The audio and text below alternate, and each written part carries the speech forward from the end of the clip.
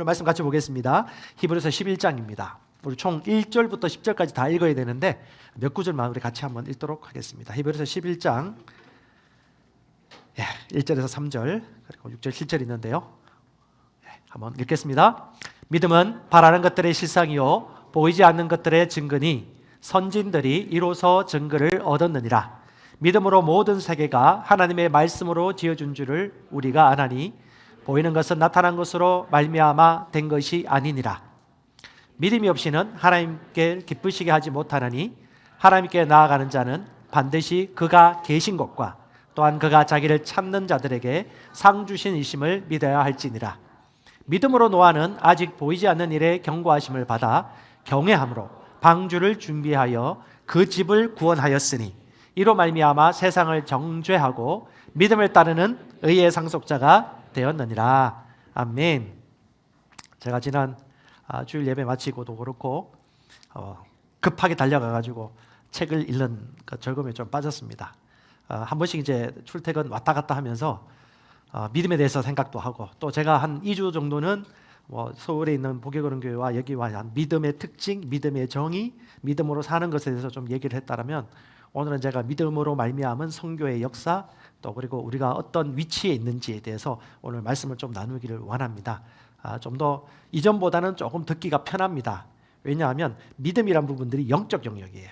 영적 영역이란 것이 내가 이성으로 이해하는 것을 더 넘어서 내 이성과 생각까지 다 양보해서 성령께 협조하고 또 성령의 음성을 듣도록 내 이성과 내 육체의 모든 소욕들을 쳐서 복종시킨 영역이 좀 더 필요하기 때문에 약간 그런 영역이 있습니다. 오늘은 조금 더 편할 거예요.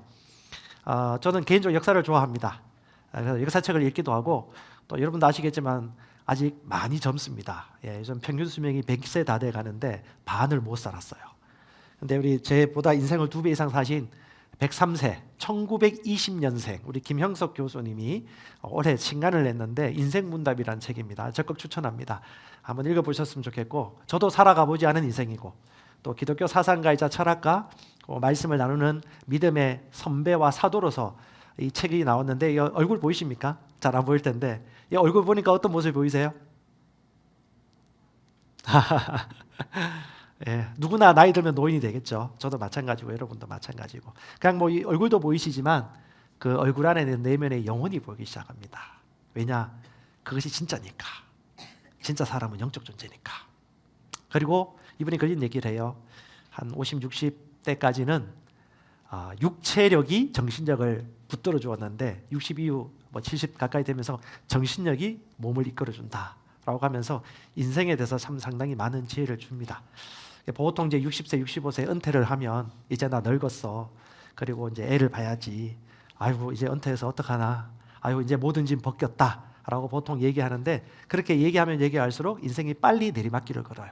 그래서 이분은 인생이 2단계가 아니고 3단계를 보통 얘기합니다. 인생의 3단계 0세부터 30세까지 배우고 공부하고 준비하는 기간 30세부터 한 65세까지는 인생 직업을 통해서 소명을 통해서 사회에 봉사하는 시간 그리고 그 65세부터 90세까지는 이제 내가 다른 사람 말에 귀를 기울이지 않고도 스스로 인생을 책임질 수 있는 주관과 줏대가 생겼다. 그래서 인생을 내가 스스로 창조하고 사회에 이바지할 수 있는 최고의 기간이다. 해서 90세까지는 하고 싶은 거 다 할 수 있다. 그리고 이분이 얘기한 건 90세 되면서부터 늙었다는 걸 생각했대요. 90세부터. 90세. 저도 언제일지 모르겠지만.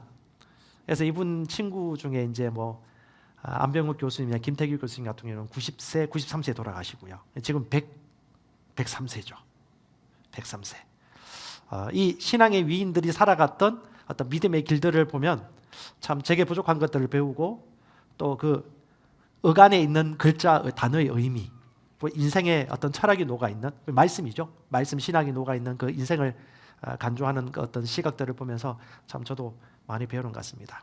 여러분 오늘 히브리서 11장에도 얘기하고 있죠. 믿음의 조상들, 믿음의 선배들이 살아갔던 삶을 얘기하는데 하나님으로부터 인정받은 믿음이라고 얘기합니다.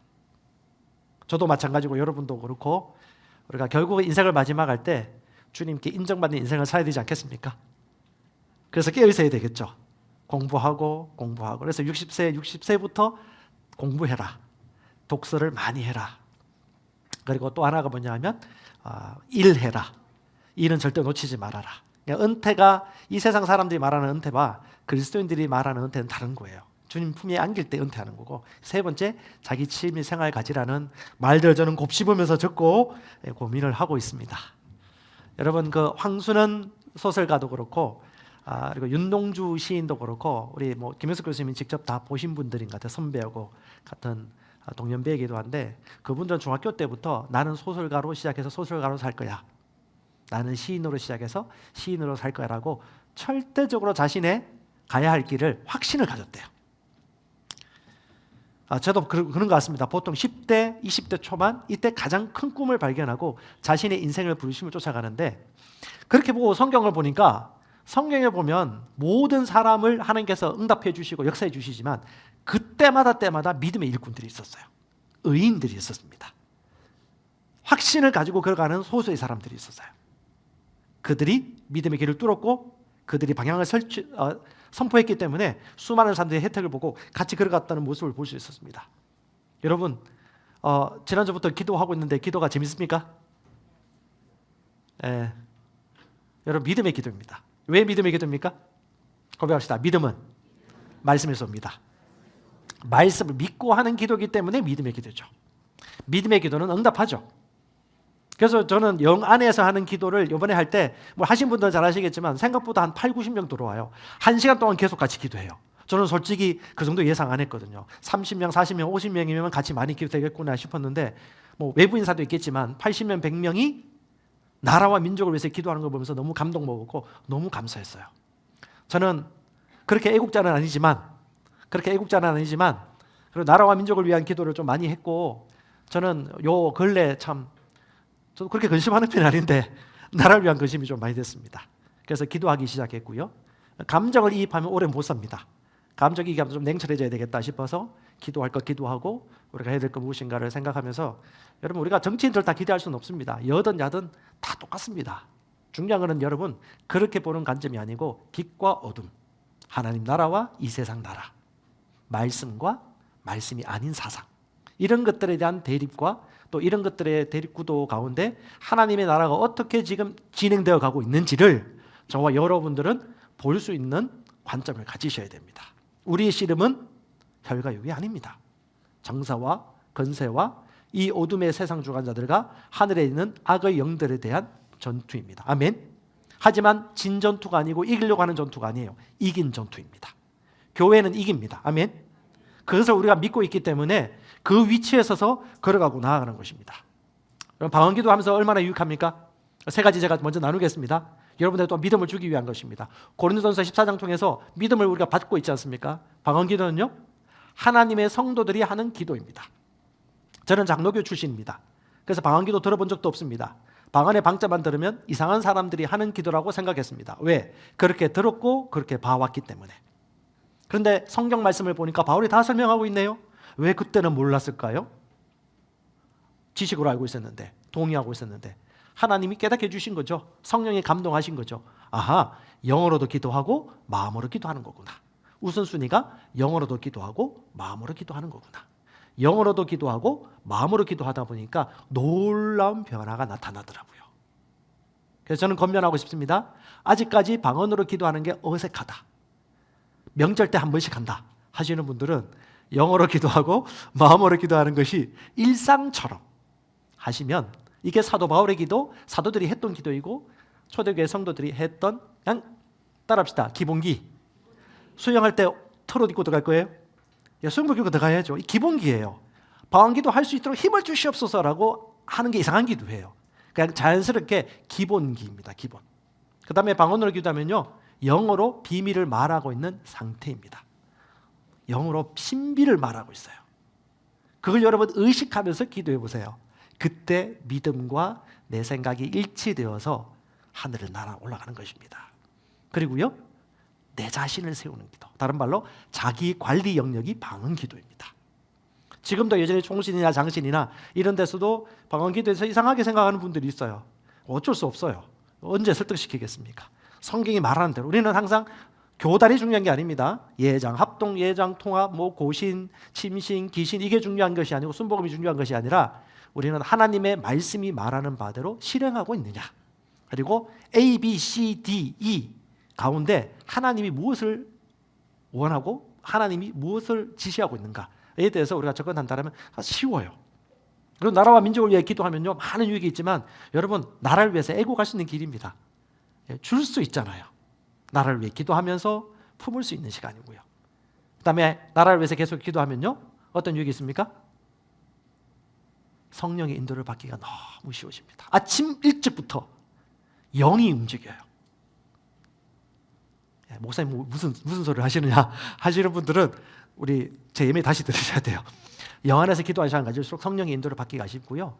육신의 소리와 이성의 어떤 사고보다도 하나님의 말씀이 내 삶을 다스릴 수 있도록 양보해 주는 것입니다. 그리고요 나라를 위해 기도하면 기도할수록요 여러분들 말씀이 깨달아집니다. 아니 이렇게 좋은데 소개 안 합니까? 내 자식, 내 딸, 내 아들이라 할지라도 소개 안 하겠습니까? 여러분 우린 교회를 선택하고 할 때도 어떻게 해요? 진짜 그 사람에게 가장 좋은 것을 소개해 주지 않을까요? 가족이라면. 그리고 가장 유익한 것을 소개해 주지 않을까요? 불량식품을 소개하겠습니까? 가장 좋은 양질의 보양식품과 건강한 양식을 보여주지 않을까요? 마찬가지입니다. 너무 유익해요. 여러분 의인의 기도는 역사는 힘이 큽니다. 아멘. 자, 여러분에게 믿음을 같이 나누도록 하겠습니다. 자, 히브리서 11장 믿음의 정의입니다. 우리 이 정의를 한번 나누고요. 믿음의 기도를 드렸던 세 사람만 여러분과 잠시 좀 나누도록 하겠습니다. 자, 믿음은 우리가 바라는 것들의 실체요. 보이지 않는 것들에 대한 증거입니다. 우리 조상들은 참으로 이 같은 믿음을 지녔기에 하나님께 인정받았습니다. 이 같은 믿음이 어떤 믿음이에요? 믿음은요, 원하는 것들의 실상입니다. 원하는 것과 믿음은 달라요. 원하는 것들에 보여지는 것이 믿음이에요. 다른 말로 증거라고 하는데 이 증거가 다른 말로 권리증서, 등기부 등본 혹은 운전면허증, 실제 보여지는 것, 만져지는 거예요. 그게 믿음이에요. 즉 지금 현재 나타나지 않았지만 그 증서를 가지고 있다라면 그것이 나타나는 것은 시간차예요. 그것이 믿음이라는 겁니다. 원합니다는 믿음이 아니에요. 갈망합니다, 했으면 좋겠어요, 나 그걸 원해요는 믿음이 아니에요. 제가 얘기했지만 그건 원하는 소망이지 믿음은 현재형이고 내가 현재 소유하고 있는 것입니다. 그리고요 보이지 않는 것의 증거이기 때문에 보이지 않아요. 보이는 것은 믿음이 아니에요. 이것을 생각하면서 기도했던 사람이 세 사람 나옵니다. 첫 번째는 사도 바울이고요, 두 번째는 아브라함이고요, 세 번째는 느헤미야입니다. 제가 주일 설교는 시간 관계상 많이는 다 못하겠습니다. 일단 바울부터 볼게요. 바울이 오늘 여러분들이 기도했던 믿음의 근거를 제시하고 있습니다. 우리 아침마다 기도할 때요, 디모데전서 2장 1절 2절 사랑하는 아들 영적 아들 디모데에게 건면합니다. 제가 한번 읽어드릴게요. 같이 읽어봅시다. 이거는 여러분 읽고 들으면서 또 믿음이 증가되기 때문에요. 시작. 그러므로 이제 나는 그대에게 당부합니다. 무엇보다도 먼저 모든 사람을 위해 간구와 기도와 중보기도와 감사를 하나님께 드리십시오. 왕들과 높은 자리에 있는 모든 사람을 위해 그처럼 기도하십시오. 그래야 사회 질서가 안정되고 평화 가운데 우리가 경건하고 거룩한 신앙생활을 잘 영위해 나갈 수 있기 때문입니다.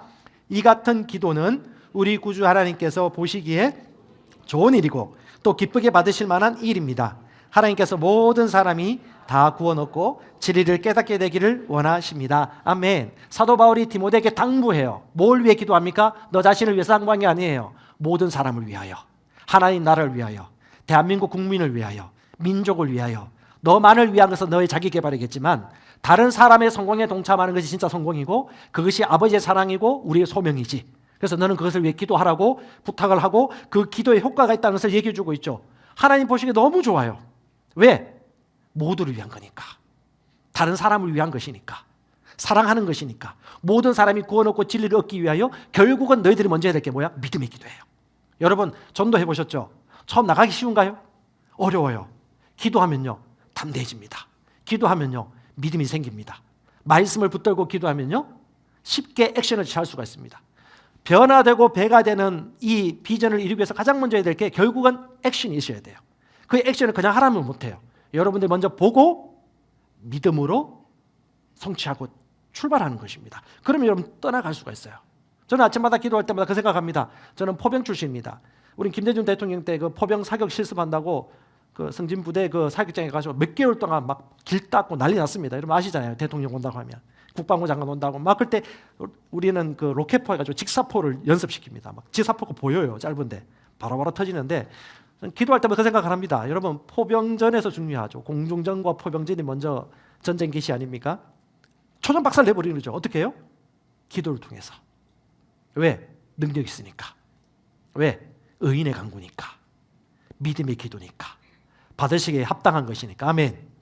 여러분 70년대 80년대 영적 기도의 부흥을 염원만 할 필요 없어요. 아련한 추억이어서 그 자체가 뭐예요? 늙어간다는 거예요. 하나님은 지금 이 시간 믿음으로 살라고 얘기합니다. 믿음은 현재예요. 지금 가지고 있는 것입니다. 부흥이 오라고 기도하는 게 아니에요. 내가 부흥입니다. 아멘. 내가 그 자리에 서 있는 것이죠. 그래서 우리가 믿음의 증인으로 우리가 사는 것이고 믿음의 조상들이 그렇게 살아갔다면 우리도 그렇게 살 수 있다라고 히브리서 기자가 우리에게 얘기해 주는 것입니다. 또한 아브라함이 기도합니다. 여러분 아브라함 기도 기억나십니까? 많은 기도가 있지만 소돔과 고모라가 죽기 직전에 멸망하기 직전에 기도합니다. 창세기 18장 26절 제가 읽을게요. 여호와께서 이르시되 내가 만일 소돔 성읍 가운데 의인 50명을 찾으면 그들을 위해 온 지역을 용서하리라. 고백합시다. 의인을 찾으면 그 지역을 용서하리라. 이 의미를 아시겠습니까? 하나님은 세상을 사랑하지만 하나님은 세상 모든 사람들을 다 구원하시지 못해요.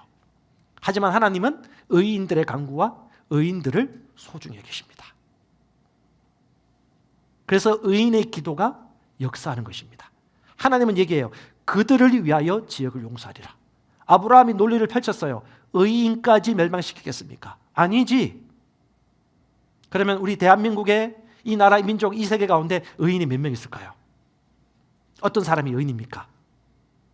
내가 의인인 걸 아는 사람, 의인으로서 기능하는 사람, 하나님이 주신 내 믿음을 아는 사람, 의인인데도 의인인지 몰라요.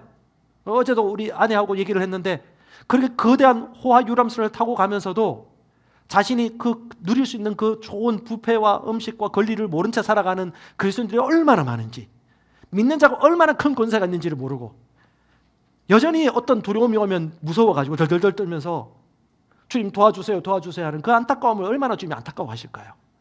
주님은 믿는 자에게 그렇게 살라고 복음을 주신 것이 아닌데 하나님은 우리를 그렇게 소중한 존재로 보십니다. 너희미도 똑같이 기도해요. 뭐요? 크고 두려우신 하나님이요, 이 민족을 불쌍히 여기시고 주는 이렇게 얘기하셨어요. 주는 사랑하는 자에게 언약을 지키시고 베푸시는 분이십니다. 다른 말로 뭐예요? 말씀대로 살아가는 의인의 기도를 주님이 반드시 응답하시는 신실하신 하나님이시라고 느헤미야가 기도해요. 그때 그는 술 가는 장, 술을 따르는 자, 고위 관리였죠. 우리 어제 그 자녀교육 세미나를 했었는데 이 세상에 수많은 일들이 일어나는데 다 법으로 결정되지 않습니까? 입법, 행정, 사법, 사법이도 사법부에도 신실한 크리스천과 선한 양심을 가진 사람들이 많으면 많을수록 사회가 밝아집니다. 질서가 지켜져요. 그러니까 여러분 디모데전서 2장 1절 2절 기도하면 기도할수록 무슨 마음이 생길까요? 하나님 나라에 대한 열망과 애국심이 생기겠죠. 그래서 우리 그 독립운동 많이 했던 분들 중에 기독교인들이 그렇게 많았습니다. 왜? 나라와 민족이 다른 나라 민족이 아니거든요. 느헤미야도 그렇고 에스더도 그렇고 얼마나 기도를 했습니까? 우리 1960년대 이후부터 보릿고개 지나고 급격한 경제성장과 그 일들 가운데 얼마나 우리 위에 있는 세대들이 고생하셨습니까? 희생하셨죠. 전 지금도 기억나요. 제가 시골 출신이지만 저희 할머니하고 저희 어머니가 나무 베러 가가지고 아궁에 떼가지고 했던 거 기억나요. 가마솥도 기억나고 호롱불도 기억나고. 죄송합니다. 제가 아주 옛날 사람은 아닌데 그런 시대가 얼마 안 됐어요. 지금 너무 다른 시대죠. 근데 어떻게 역사를 모르면 똑같은 실수를 반복합니다. 그리스도인들은요 늘 공부하는 사람들이죠. 노 크로스 노 코라. 편안감만 생각하면요 절대 우리 믿음의 선진들이 살았던 믿음의 삶을 살 수가 없어요. 믿음은 때로는 희생을 요구합니다. 믿음은 때로는 인내해야 됩니다. 견뎌야 됩니다. 남들 다 안 한다고 할 때. 주님이 이렇게 말씀하셨습니다. 너희가 내 안에 거하고 내 말이 너희 안에 가면 무엇인지 원하는 대로 구하라. 아멘. 주의 말씀과 우리가 하나입니다. 말씀과 똑같은 생각을 하고 말씀대로 보면요 삶이 너무 단순해져요. 그래서 오늘 한국교회 선교 역사 잠시 좀 살펴보겠습니다. 이때도 하나님이 몇 사람, 헌신한 소수의 사람, 그들의 기도, 그들의 피를 통하여 한국교회가 일어나게 하셨습니다. 1866년에 토마스 선교사가 대동강변에서 참수를 당합니다. 복음 전하러 왔다가. 그 당시 얼마나 세국 정책이 심했습니까? 흥성대원군이 막 나라를 막고 서양 오랑캐 하면서 뭐 물론 열강의 침략적인 의도도 있었겠죠. 하지만 여러분 아시겠습니까? 하나님의 나라의 말씀은요 하나님의 전체 경륜 속에서 이루어집니다. 사람의 욕심이나 왕들의 정욕이라든가 이런 것도 하나님이 활용을 하세요. 물론 그걸 하나님이 주신 마음은 아니지만 파라오의 마음도 강팍해 되어지고 또 굴복하게 되어지는 이 모든 일들 가운데 하나님이 결국 그 뒤에서 일하신다는 걸 믿으시기 바랍니다.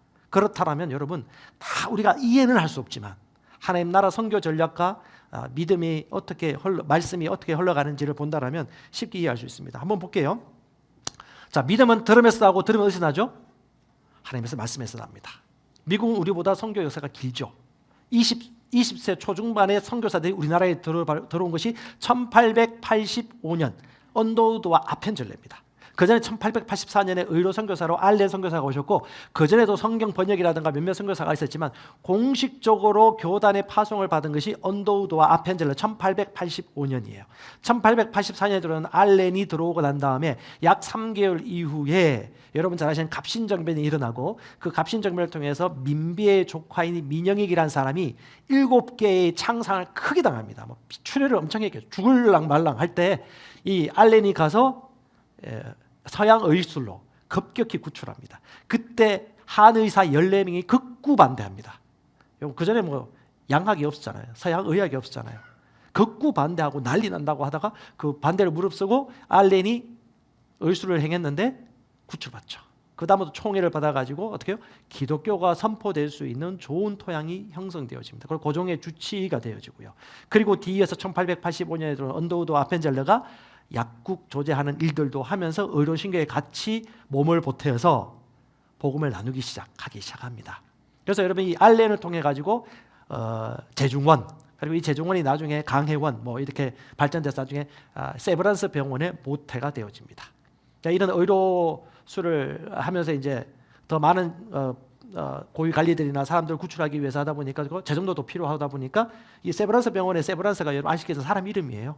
세브란스 사람 복음 사업가가 이 지역에 하나님의 복음을 위하여 재정을 개척하고 그것을 통해서 세워진 것이 세브란스 병원이고요. 하나님은 영, 혼, 몸 다 치유하기를 원하십니다. 그래서 여러분 주를 믿는 믿음으로 말미암아 치유도 받지만 하나님이 주신 의술도 활용하는 것이 믿음이 없는 게 아니에요.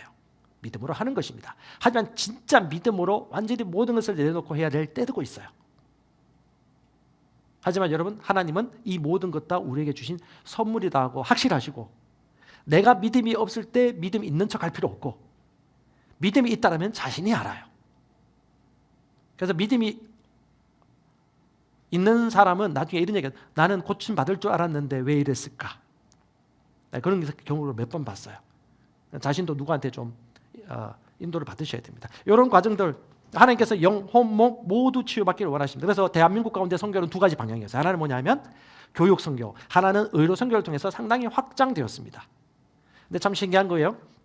언더우드 선교사하고 알렌 선교사가 좀 의견 일치가 많이 있었습니다. 하나 뭐냐면 우리는 이 사람들의 전체를 위해서 의술만 잘하면 되지 왜 복음 전하냐고 약간 개인주의적인 경향이 있었어요.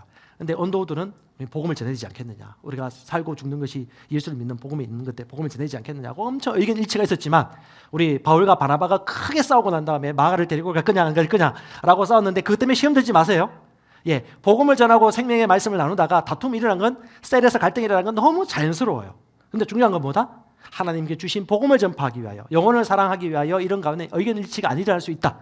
하지만 이 모든 걸 통해서 뭐예요? 하나님이 합력하여 선을 이루고 이래라 저래라 복음이 전파되는 것이 우리의 기쁨입니다. 아멘. 때를 어떤지 뭐든지 복음 전하는 게 얼마나 기쁩니까?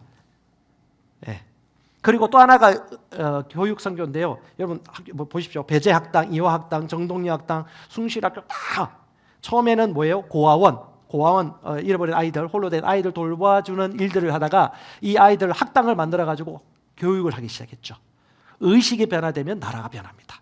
생각이 올바르면 나라는 건강해집니다. 생각을 좀 먹도록 망치면요, 나라는 망합니다.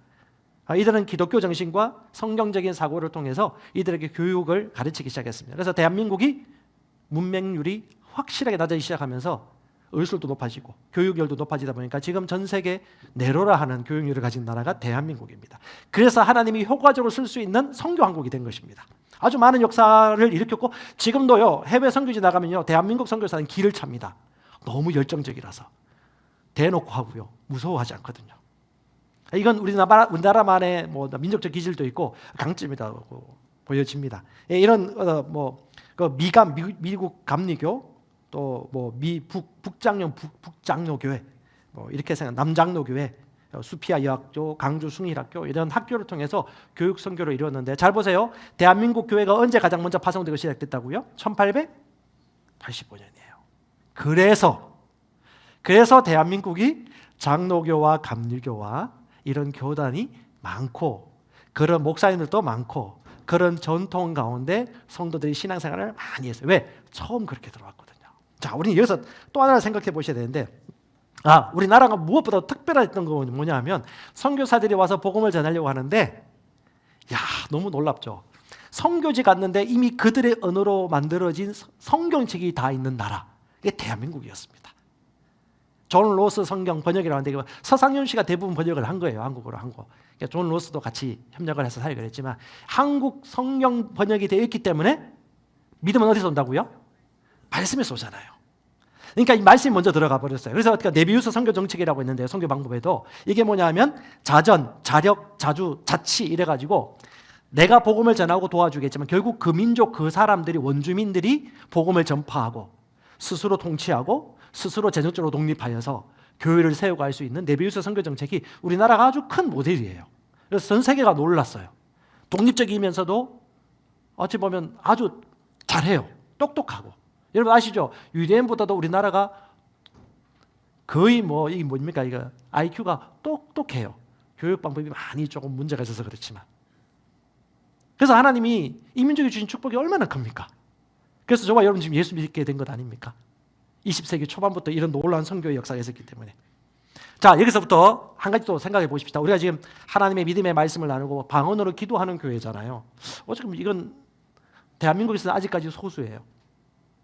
왜냐? 제가 다수에 있었거든요. 그러니까 여러분들 제가 이해를 못했어요. 방언 기도?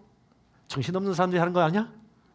좀 지식이 없는 사람들이 정신적으로 자기의 항월지경에 빠져가지고 하는 기도 아닐까라는 어떤 이런 편견이 있었습니다. 왜? 본 적도 없고 들은 적도 없고 신학교에서도 가르치지도 않고 보여주는 사람이 다 눈에 보이는 장로교 전통밖에 없으니까. 자, 이걸 보면 이해갑니다. 1901년도 찰스 팜, 여러분 잘 아실 거예요. 시무어 목사. 이 두 분이 서로 교제하고 교통하면서 방언을 기도하고 또 성령의 체험도 하고 하는 오순절 사역운동이 이때부터 시작이 되어집니다. 1900년 12월 30일 송구 영신 예배 때부터 철야 기도도 하면서 기도를 하다가 1901년 20세기를 문을 여는 첫째 날 새벽에 오스만, 나오죠? 아그네스 오스만, 이 여인이 성령 충만을 받고 방언을 말하기 시작해서 3일 동안 막 중국어 방언을 외국어 방언을 한 거예요. 3일 동안 쉬지 않고. 그리고 20개 언어를 말했다고 그래요. 그러니까 하나님께서 초자연적으로 역사하신 것입니다. 오순절 성령 강림의 사건이 20세기 처음 때 이 찰스 팜과 이 시무를 통하여서 이 사역이 일어나도록 역사하셨고요. 그다음에 그 LA의 아주사 스트리트에서 일어난 영적 부흥 운동이 1906년부터 수년 동안 일어나도록 성령께서 역사하셨어요. 그래서 어떻게 해요? 그때부터 오순절 부흥 운동이 일어나서 초대교회에 있었던 성령 충만을 받고 방언을 말하는 일들이 이제 눈이 뜨기 시작한 것입니다. 여러분 잘 아시는 E.W. 케년 목사님도 1800년 후반에 태어나가지고 1948년까지 믿음의 말씀을 가르치고 의의 말씀을 가르치고 감각 지식과 계시 지식을 구분하면서 말씀을 가르쳤어요. 그런데 이 말씀을 알려면 성령의 도우심이 있어야 돼요. 근데 성령 충만 받고 방언을 말하니까요, 이 하나님의 말씀이 날개를 다는 것입니다. 왜? 성령이 깨닫게 해주시니까. 의의 말씀이 무엇인지 알게 해주시니까. 로마서 말씀은 저는 2009년 예수선교사관학교 그 전까지 로마서 말씀, 갈라디아서 말씀이 이해가 안 됐어요. 아무리 공부를 하고 온갖 바울 서신의 그 장들의 어떤 교수님 책을 다 읽더라도 여전히 이해가 안 됐어요. 근데 여러분, 이해해서 이해될 거면 성경은 성령이 필요 없죠. 성령께서 감동하셔서 말씀이 깨닫도록 지각을 열어주시고 심령에서 그걸 볼 수 있도록 눈을 열어주십니다. 아멘. 어떻게? 성령의 인도를 받으면. 내 지각을 주님께 양보하면 양보할수록. 그래서 이 E.W. 케니 목사님이 무디나 D.L. 무디라든가 R.A. 토레라든가 찰스 스펄지라든가 이런 분들의 영향을 많이 받으면서 하나님께서 또 이 성경 말씀을 정확하게 풀어낼 수 있도록 바울 서신의 계시를 확실히 풀어서 쓸 수 있도록 책을 만들었는데, 그 당시 얼마나 가난하니까 배우고 싶고 말씀을 알고 싶어도 모르는 자들을 위해서 무보수로 성경학교를 만들었어요. 그게 뭐냐면 여기 나오는 베델 바이블 인스티튜트입니다. 왜? 믿음은 들으면서 나니까. 대한민국도 성경 말씀이 먼저 편찬되었어요. 그리고 난 다음에 공식적으로 선교사가 왔어요. 그러니까 와서 깜짝 놀라요. 어떻게 믿는 자들이 조선에 있을 수 있지? 이 동떨어진 이 나라에. 깜짝 놀랐죠. 왜? 말씀이 있기 때문에. 케니 목사님도 바이블 성경학교부터 한 거예요. 그것이 이후에 케네 세게 목사님이 제자로 되어서 레마 바이블 학교를 하기도 했지만, 믿음은 말씀에서 오기 때문에, 말씀에서 오기 때문에 훈련을 하고요. 그다음에 치유에 대한 말씀을 선포하기 시작했습니다. 지금도 장로교 교인들이나 어떤 분들 만나서 치유 기도하겠다면요, 이상하게 보는 사람이 있어요. 내가 더 이상해요. 그런 분들 보면 성경 말씀이 그대로 얘기하고 있고 지금도 사용했던 말씀인데, 아니 너무 안타까워요. 그리고 뭐라고 한지 아세요? 주님이 아프게 해주셔서 감사하다고. 진짜 그렇게 믿어요. 그런데 멀었구나. 여전히 우리는 개척자입니다. 지금 이 말씀을 나누고 초대교회 이 복음을 있는 그대로 전하는 것은 여전히 많은 시련과 장애 문제예요. 제가 밖에 있어봐서 알잖아요. 편견. 왜? 내가 그렇게 감리교회, 장로교 통합측, 장로교 합동측, 고신척 교회를 거치면서 얼마나 많은 걸 보고 전통으로 배웠겠습니까? 근데 어떻게 갑자기 성령 충만받고 방언을 말한다. 그리고 좀 우리가 안 했던 건데 인터넷 뒤져보니까 또 이상한 말만 있는 개사도 많네. 근데 보면 다 말도 안 되는 얘기를 짜집게 해가지고 올린 분들이에요. 똑같은 물이라도 못 먹을 물, 똑같은 물이라도 살아있는, 우리의 생명을 죽일 수 있는 오투라고 얘기하는 사람도 있듯이, 이게 분별할 수 있는 분별이 없는 가운데 쉽게 영향을 받죠. 그래서 문제의식, 논리적 사고가 참 중요하다는 것이 가봐야 돼요. 여러분, 부부 문제 누가 제일 잘 압니까? 한 사람 말만 들으면 절대 안 됩니다. 두 쪽 다 얘기 들어야 됩니다. 항상. 저는 교회 개척을 하고 성도들 섬기면서 가장 많이 깨달았던 게, 절대 누구 편 되면 안 되겠다. 왜? 계속 요구해요. 그래서 저하고 우리 아내가 엄청 싸웠어요. 저는 약간 전통적이었어요. 많이 벗어났습니다. 그리고 계속해서 사라지고 있습니다. 잘못한 거 없는데 잘못했다고 용서 빌어달래요, 성도가. 내가 봐도 아닌데, 여보 우리가 목사고 사모잖아. 우리가 필요해서 잘못했다고. 엄청 싸웠습니다. 리더의 역할이 있으면 이제 그런 일이 생깁니다.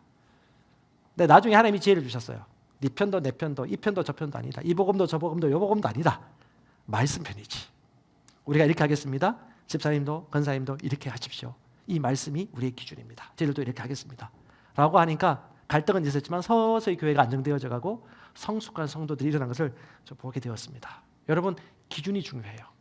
우리의 삶의 기준이 무엇입니까? 말씀입니다. 말씀입니다. 우리 너무 좋은 풍토 가운데 있습니다. 배울 수 있는 말씀. 그 다음에 이분이 긍정 고백의 오해를 바로잡기 시작했습니다. 어떤 분들이 야 말만 하면 다 되냐? 그럼 나도 다 됐겠다 라는 이 말에 참 오류가 있어요. 말씀만 고백하면 다 되는 거야? 안 돼요. 빠졌어요.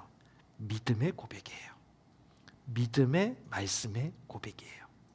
그러니까 머리로 보는 사람은 이게 이해가 안 되고, 말만 고백은 된다는 말은 이상하잖아 라고 자기 안경으로 판단하는 거죠. 근데 우리는요, 믿음으로 고백하는 거죠. 그게 사람의 마음으로 믿어 의롭게 되고 입으로 시인하여 구원에 이른다. 할렐루야. 단순하지 않습니까? 말씀을 말씀으로 보면 되는데, 그렇죠? 여러분, 사단은 존재합니다. 하지만 사단은 힘이 없습니다. 아멘. 우리는 죄를 지을 수도 있습니다. 하지만 죄는 점점 더 우리를 다스릴 수 없습니다. 죄를 짓는 것이 어려워집니다. 아멘. 의인은 말합니다. 의인은 능동하게 살아갑니다. 질병은 존재합니다. 하지만 질병은 점점 소멸되어지고 질병에서 자유함을 얻게 되어집니다. 연약함이 있을 수 있습니다. 하지만 그리스도가 더 강하십니다. 문제가 있을 수 있습니다. 하지만 문제를 다루는 능력이 우리는 계속해서 증가합니다. 아멘. 조 맥킨타이어 목사님이 쓰신 그 개념과 이 믿음의 말씀에 대한 책도 한번 읽어보시기 바랍니다. 그럼 여러분 역사를 조금 이해할 수 있습니다.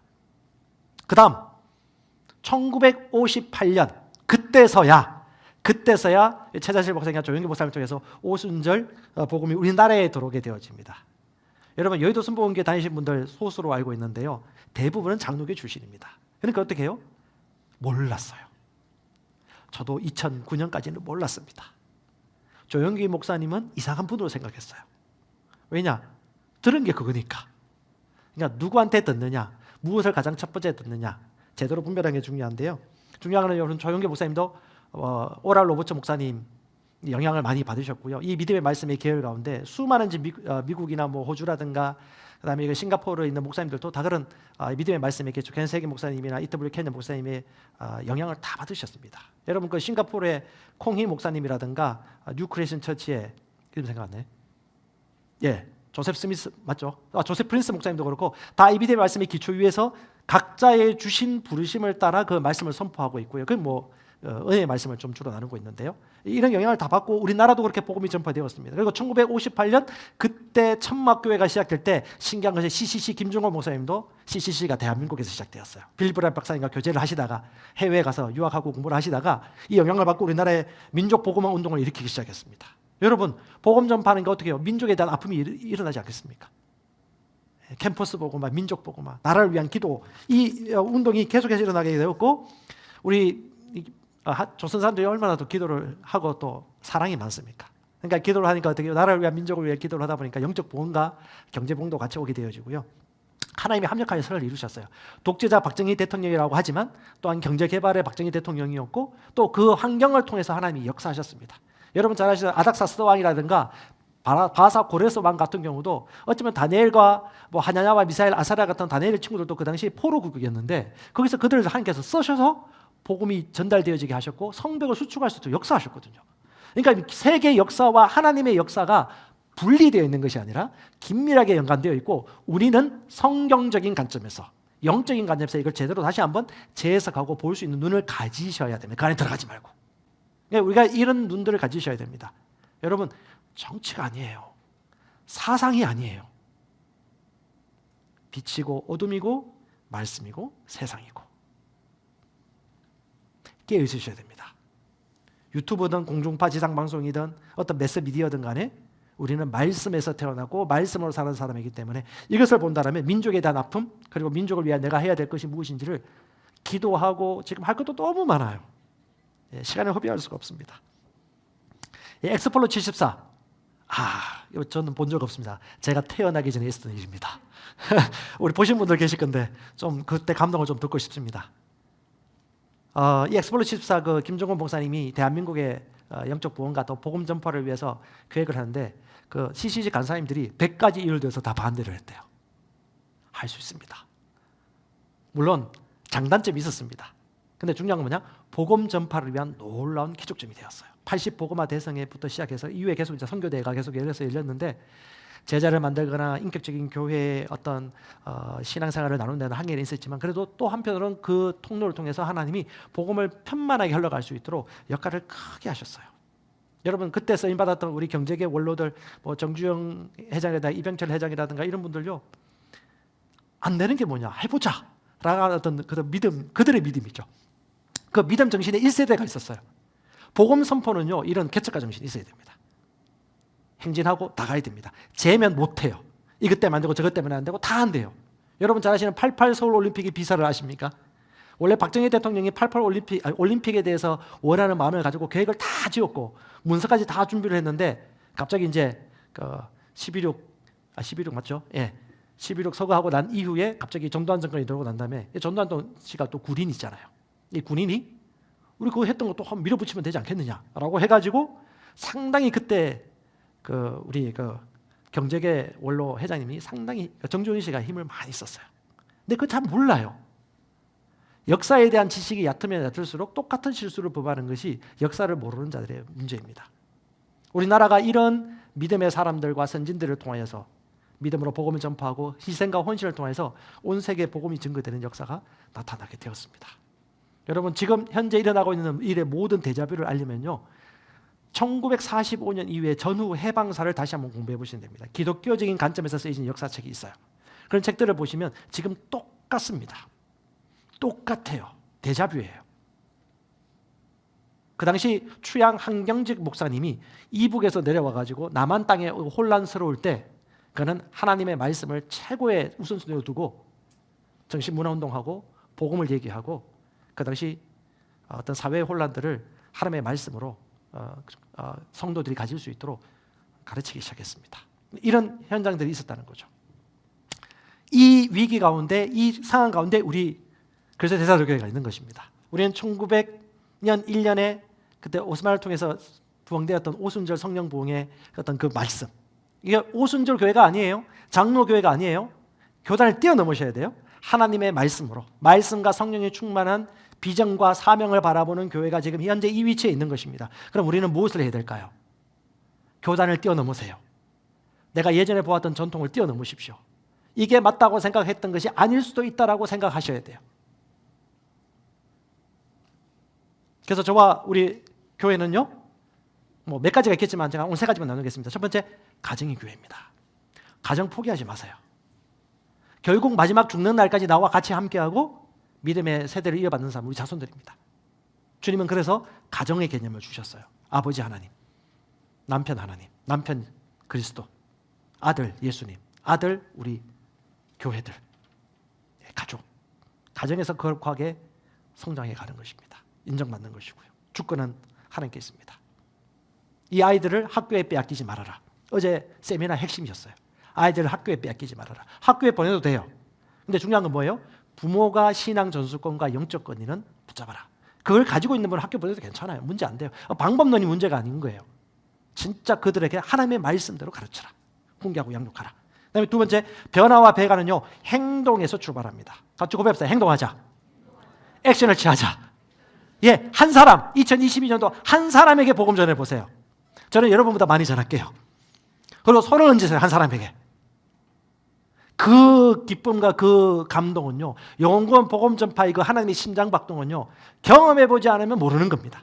다른 사람을 돌보지 않고서는 리더의 삶을 알지 못하듯이 아주 놀랍습니다. 여러분, 예, 한 영혼, 한 개 셀 배가 해보는 거, 한 영혼 구원하는 거, 한 개 교회가 개척되어지는 거, 여러분 어렵지 않아요. 마음에 갈급함이 있고 강구가 있으면요, 할 수 있는 겁니다. 세 번째가 셀리더와 교회 개척입니다. 셀리더와 교회 개척.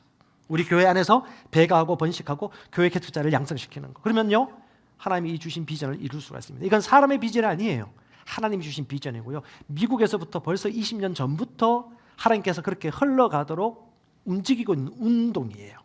지나간 20세기 역사를 보세요. 하나님이 흘러갔던 흐름이 있어요. 우리 교회가 어찌 보면 대한민국에서 그 역할을 감당하는 교회입니다. 여전히 소수지만. 자, 이제 말씀 마무리하겠습니다. 이 세 가지, 네 가지. 여러분, 첫 번째 고백합시다. 믿음은 자신을 포기하고 말씀에 내어드린 것이다. 예, 전적 권위가 말씀이지 내 생각이 아닙니다. 말씀을 믿는 것은 하나님을 믿는 것이고, 말씀이 충만한 것은 하나님이 충만한 것입니다. 말씀에 내 권위를 양보하는 것은, 결정권을 양보하는 것은 하나님께 권위를 양보하는 것입니다. 육신을 따르는 자는 자기 육신이 생각하는지 몰라요. 그래서 우리는 겸손하셔야 됩니다. 우리 김영석 교수님이 그 얘기해요. 자기가 알고 있는 어떤 교수님 중에 나이가 어린 분인데 어디 만나면 항상 1시간 동안 얘기를 한대요. 혼자. 말이 너무 많대요. 그게 왜냐하면 자기만이 너무 잘한다고 생각하니까. 그래서 자신은 가면서 말을 줄이고 또 배우는 마음을 가진다고. 그런 생각이 들어요. 얼굴은 늙고 주름은 생기고 기억력은 감퇴되지만 사고력은 정대되어지고 판단력은 높아지고 지혜는 많아지고. 여러분, 영혼은요, 나중에 주님께 올라갈 때에 아주 가장 건강한 젊은 모습으로 성장한 대로 올라갑니다. 그리고 우리 최성영 목사님도 얘기하셨지만 하늘나라에서 우리가 만나게 되지면요, 우리가 이 땅에서 누렸던 계시만큼 그 계시의 점점 확장된 그 권리를 누릴 수 있습니다. 아멘. 이 땅이 그냥 주어진 게 아니에요. 이 땅 순식간에 지나가지만 이 땅에서 우리가 쌓는 것입니다. 심는 것입니다. 그걸 미리 보는 것입니다. 아멘. 그걸 여러분 꼭 기억하시고 항상 이것이 내 생각인가 하나님의 생각인가 라고 한다면 믿음의 삶을 살기 쉽습니다. 두 번째 답사, 믿음은 행동하는 것이다. 자, 히브리서 11장 7절 같이 읽어봅시다. 믿음으로 노아는 아직 보지 못한 일들에 대해 하나님으로부터 경고를 받고 두려움으로 움직여 방주를 예비함으로 자기 집을 행동했어요. 방주 안 지었으면 어떡할 뻔했어요. 방주를 지었다니까요. 믿으면요 행동합니다. 지적 동의에 머무르지 않습니다. 반드시 행동합니다. 기도를 믿으면요 기도하죠. 선교를 믿으면요 선교하죠. 전도에 대한 진짜 믿음이 있으면요 전도하죠. 주님 오실 거 진짜 믿으면요 지혜롭게 긴장되며 살겠죠. 단계적으로 주님이 재림하지 않으면 순식간에 옵니다. 내일 오실 수도 있어요. 저도 두렵고 떨림으로 주님 오심을 준비해야 됩니다. 세 번째, 따라합시다. 끝까지 완주하는 것이다. 믿음으로 살면 상당히 많은 유혹이 올 거예요. 포기하고 싶은 마음, 안 될 것 같은 두려움. 근데 우리 그 모세는요 왕의 진노를 두려워하지 아니하고 이집트를 버렸으니 그는 보이지 않는 분을 보는 것 같이 하며 견디어냈다라고 합니다. 여러분 언제까지 희생할 수 있나요? 응답될 때까지. 믿음은요 끝까지 붙잡는 겁니다. 주님 얘기하셨습니다. 확신을 버리지 말아라. 내가 하나님이 약속하신 것을 행한 후에 끝까지 견디면 그 약속하신 것을 받을 때가 올 것이다 라고 우리 계속해서 얘기해 주고 있습니다. 마지막은요 여러분의 믿음을 꼭 믿으세요. 지금까지 다른 사람의 믿음을 의존했어. 누가 해줘야 됐어요. 조직이 해줘야 됐고 단체가 해줘야 됐어요. 그런데 여러분의 믿음을 여러분 믿는다면 독립하고 일어설 수 있습니다. 예수 이름의 권세를 발휘할 수 있어요. 믿음의 기도를 심고 웃으면서 기다릴 수 있습니다. 응답을 바라보면서 손을 꼭 기도할 수 있습니다. 여러분 여러분의 믿음을 믿으십시오. 계속해서 선교 방향은 여러 가지가 있습니다. 북한 선교도 좀 저희 교회 셀리더 중에 북한 선교에 진짜 올인하고 마음을 가진 분들이 일어났었으면 좋겠어요. 그런 분들은 그분이 다 하는 건 아니지만 물꼬를 틀 수 있을 것입니다.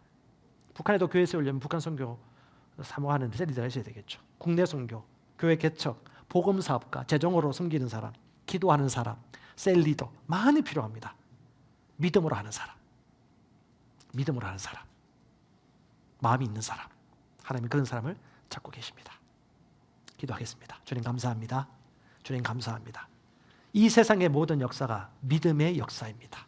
하나님이 한 사람 한 사람 의인들을 통하여 그 적시에 있는 은혜의 사람들을 통하여 하나님 이 나라를 부강하게 하시고 세우시고 살리셨습니다.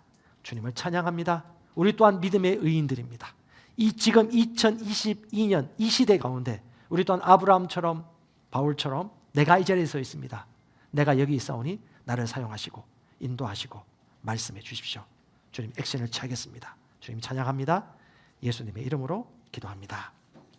아멘.